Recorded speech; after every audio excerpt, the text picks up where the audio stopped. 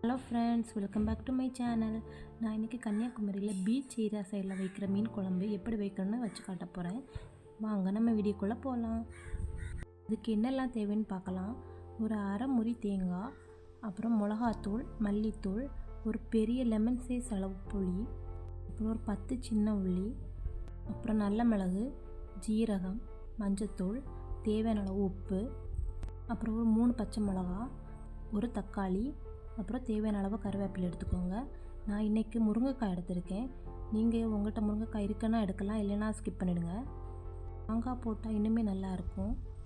அப்புறம் ஒரு சின்ன மிக்ஸி ஜாரில் நம்ம எடுத்து வச்சுருந்த தேங்காய், மிளகாத்தூள், மல்லித்தூள், ஜீரகம், நல்ல மிளகாய், சின்ன வெங்காயம் இதெல்லாம் சேர்த்து பேஸ்ட் பதத்துக்கு அரைச்சி எடுத்துக்கலாம்.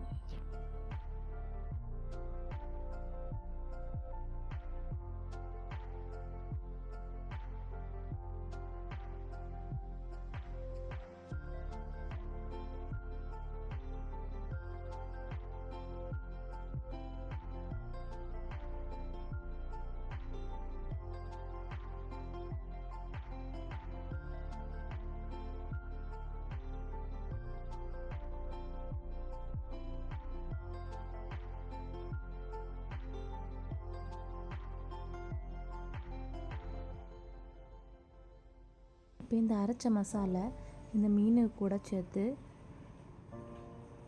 அது கூட நம்ம வச்சுருந்த புளியும் கரைச்சி இதில் ஊற்றிக்கலாம்.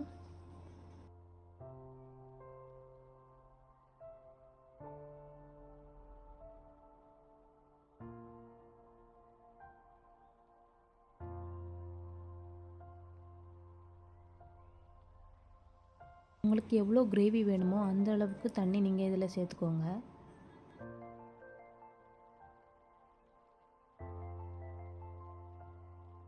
இதை நம்ம கையாலே மிக்ஸ் பண்ணிக்கலாம். நாங்கள் எங்கள் சைடில் கையால் தான் மிக்ஸ் பண்ணுவோம், கரண்டியெல்லாம் போட மாட்டோம். இது கூடவே நம்ம வெட்டி வச்சுருந்த தக்காளி, அப்புறம் பச்சை மிளகா, கருவேப்பிலை இதெல்லாம் போட்டு கொஞ்சம் மிக்ஸ் பண்ணிடலாம். அதுக்கு கூடவே நான் வெட்டி வச்சுருந்த முருங்கைக்காயும் போடுறேன். நீங்கள் முருங்கைக்காய் இருந்தால் போடலாம், இல்லைன்னா ஸ்கிப் பண்ணலாம். இந்த முருங்கைக்காய் போட்டால், முருங்கைக்காய் மாங்காயும் போட்டால் குழம்பு ரொம்பவே டேஸ்ட்டாக இருக்கும். நீங்கள் ட்ரை பண்ணி பாருங்கள்.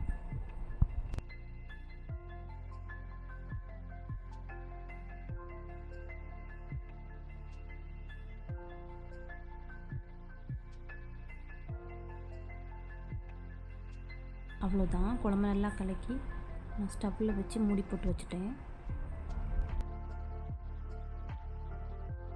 குழம்பு கொஞ்சமாக கொதி வந்ததுமே நம்ம அந்த மூடி எடுத்துடலாம்.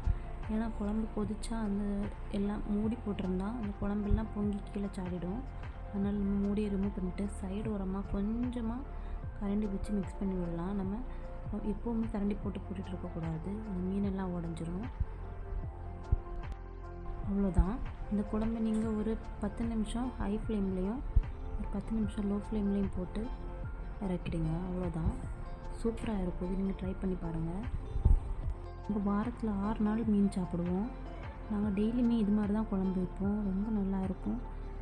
டெய்லி சாப்பிட்டாலும் திகட்டவே செய்யாது, அவ்வளோ நல்லாயிருக்கும். நீங்கள் ட்ரை பண்ணி பாருங்கள்.